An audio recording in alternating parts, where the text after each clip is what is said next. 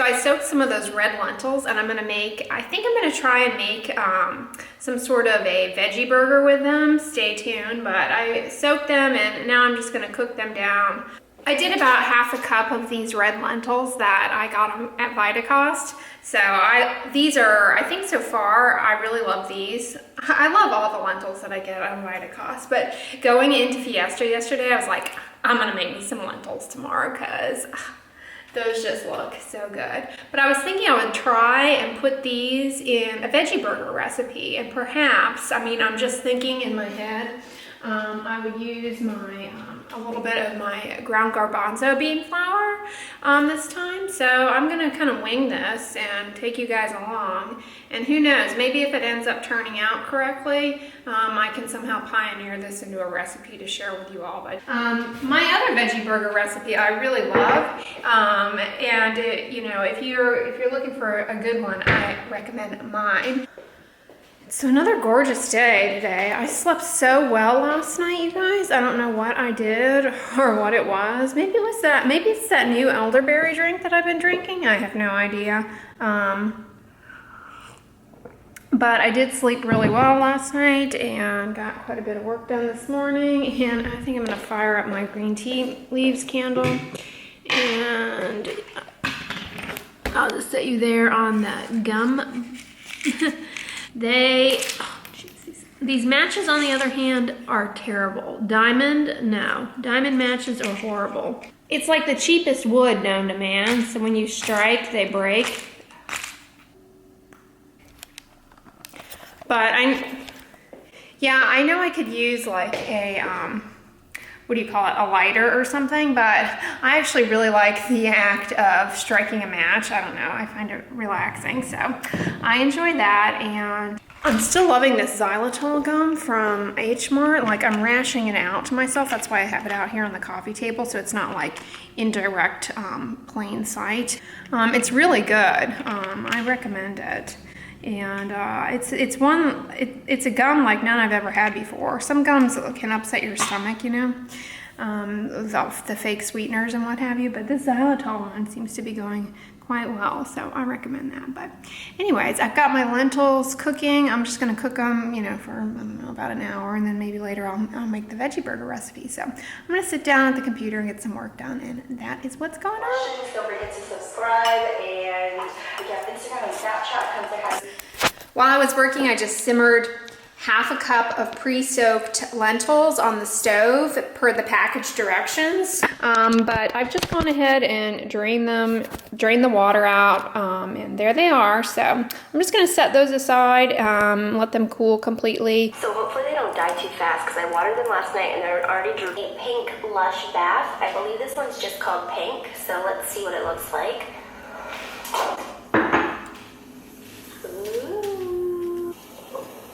Pretty.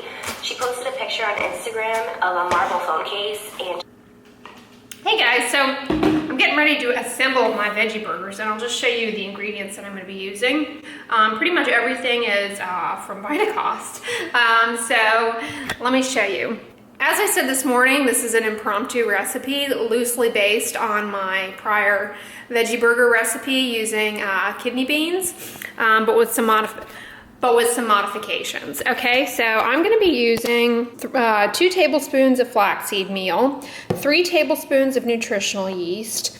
I'm going to be using 1/4 cup of the gluten-free garbanzo flour from Vitacost that I love, 1/2 cup of pre-soaked dry lentils in water on the stove top per the package directions, and I've drained them and they're cool here to room temperature.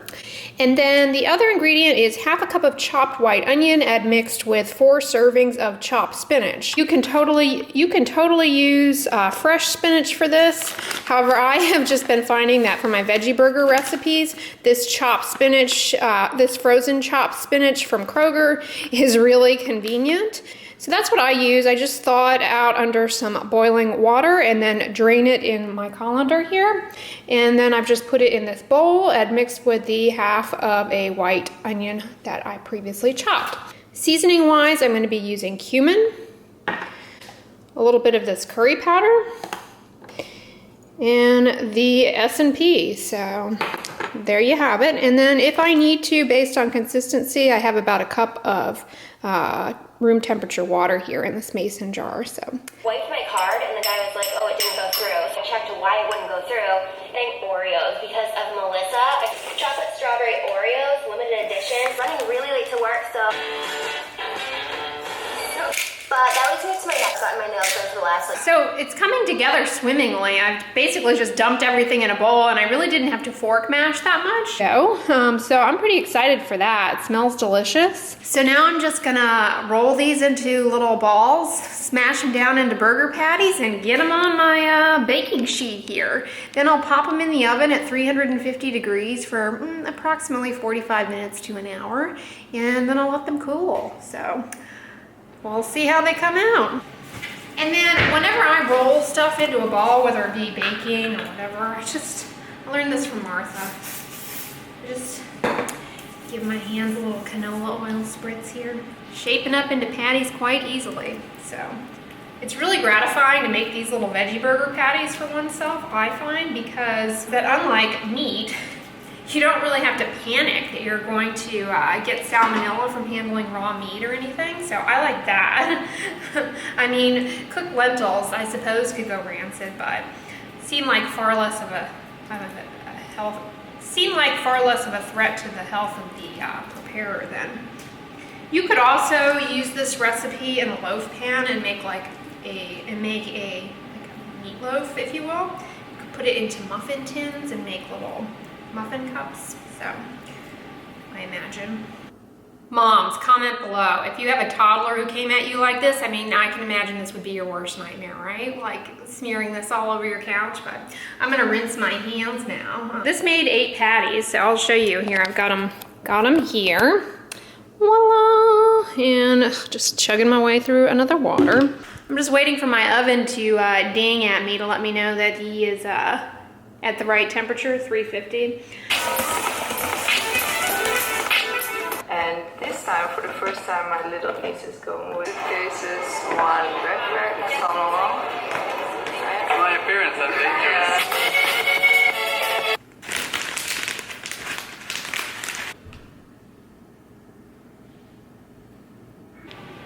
Hey guys, so I've been working and my veggie burgers came out looking awesome. They smell fantastic.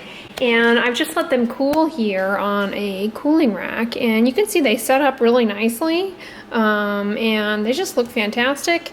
So I don't know how they taste yet. And I'll update you, but I'll be sure so in the description box, I'll list the ingredients and how I made them in case you're interested in trying it at your leisure.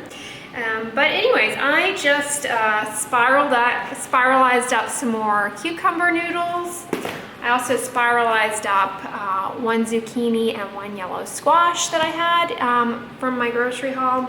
So those are ready to go for the next few days. Got some seaweed gelin. Tonight I'm gonna add, just like I did last night, I'm gonna mambo combo these together. It's gonna be fantastic. I'm just loving this. Cucumber and seaweed, oh my gosh.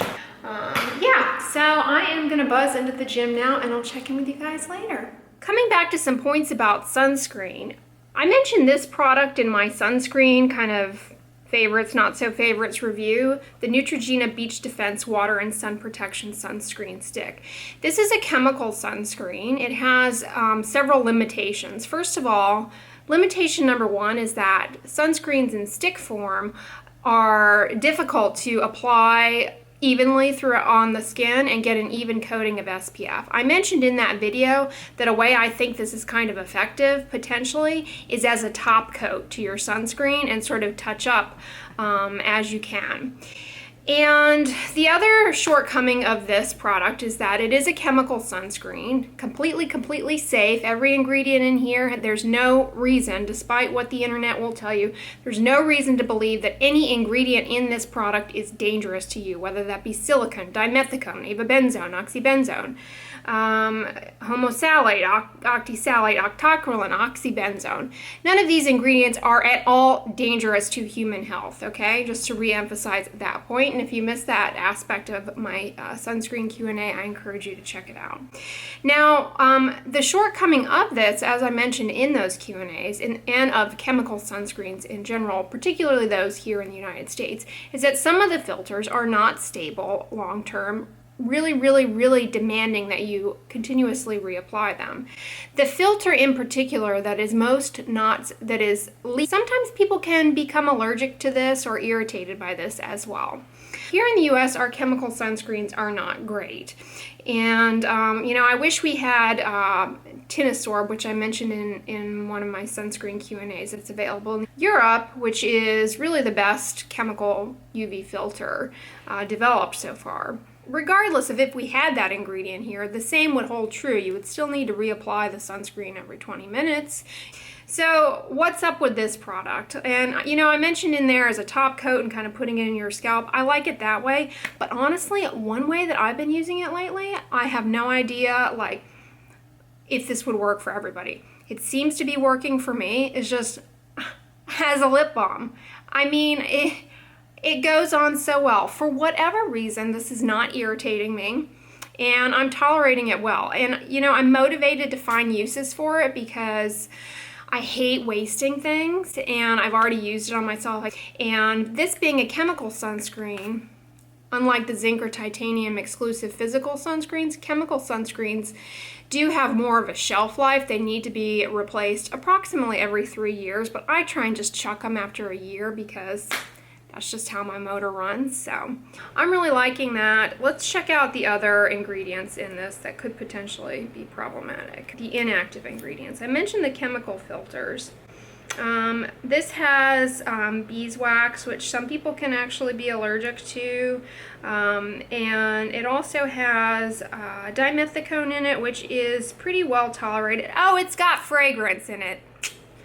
There they go, making stuff smell good and mucking up the water. So if you are allergic to fragrance, this is not for you. And then it has a variety of things that probably keep the sunscreen molecules stable in the wax and allow them to be functional in the wax. But everything in here is safe unless you have an allergy or sensitivity to it. And there's no way for me to predict which of you guys do or do not have that. I hope you enjoyed the vlog today. I'm really loving sharing some vitacost recipes with you guys. Please comment below on if you've got any things that you've purchased on there that you've been enjoying and like kind of how you've been using them. Something maybe I haven't been using. I'd love to know. Tomorrow is the Q&A. It is again topic focused on a topic that I've gotten many questions about, and so I hope you guys enjoy it. It's I put a lot of thought and effort into preparing it for you guys, so stay tuned for all of that. I hope you enjoyed the vlog. Give it a thumbs up, share it with your friends, and as always, don't forget, sunscreen and subscribe. I'll talk to you guys tomorrow. Bye.